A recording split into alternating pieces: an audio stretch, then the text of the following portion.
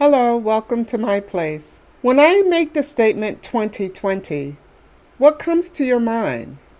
I know what comes to my mind is the year that the world changed. Now, not only did the world change in a global sense, but for me personally, the world changed.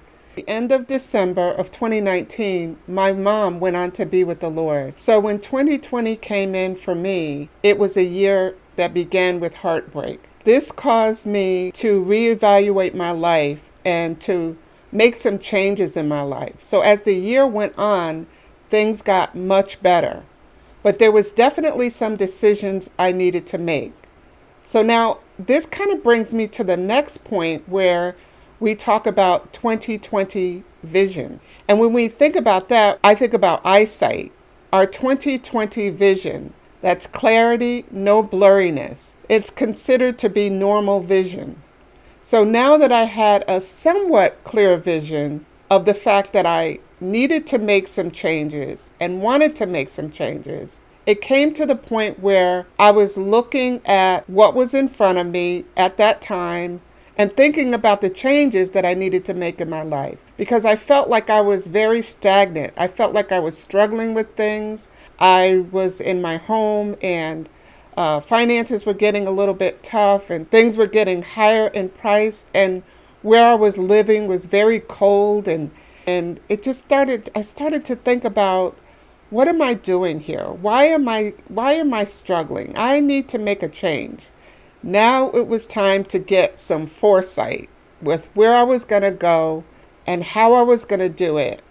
So now that I had this new vision, then I had to ask God, okay, which way do I go? How do I do this? I had to seek His vision for where I was going. So that's important. In Habakkuk 2 and 3, God is telling Habakkuk to write the vision and make it plain. So I would encourage you as well to do that, to write it down, because when you put it down, you kind of put it out of your head, you put it down on paper. It's like a record. It's like you're saying, here, God, is this right? Is this the right way to go? I know for me, that's how I do it anyway. So I wanted to write it down, make it plain, list everything, what needed to happen or what I wanted to happen, and ask God, is this the way that I should be going? When, where, why, everything. Again, as I wrote it down and put it before the Lord, I put it before the Lord also in prayer. Remember the scripture, Proverbs 3, 5, and 6, especially 6. In 6 it states, in all thy ways acknowledge him, and he shall direct thy path. So let's see, we've talked about the year 2020. We've talked about the vision 2020, clarity, writing things down, making it plain. And I'm sure there's another 2020 that you've heard about, and that is hindsight is 2020. Which means we can always evaluate and analyze things that have happened in the past and said, I could have done that differently, or that was the wrong decision that I made. It's always 2020. There's always clarity in hindsight. Okay.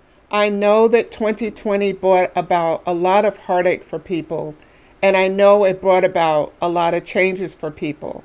And sometimes some of our changes that are made or were forced to be made can turn out to be some good changes, some positive changes.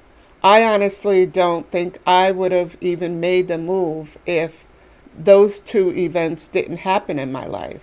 That made me take a look at where I was, and especially health-wise where I was. It was just going to be better for me to get out of that cold climate.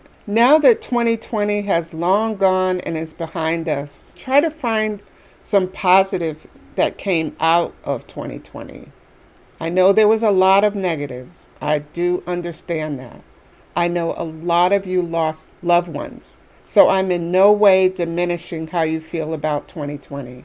I want to encourage you to try to find some good things that came out of 2020, some things that provoked you to make some good changes in your life that you can look at now and say, thank God that I made that move, and thank God that I went in that direction. I pray that I've encouraged you to see how far you've come from 2020.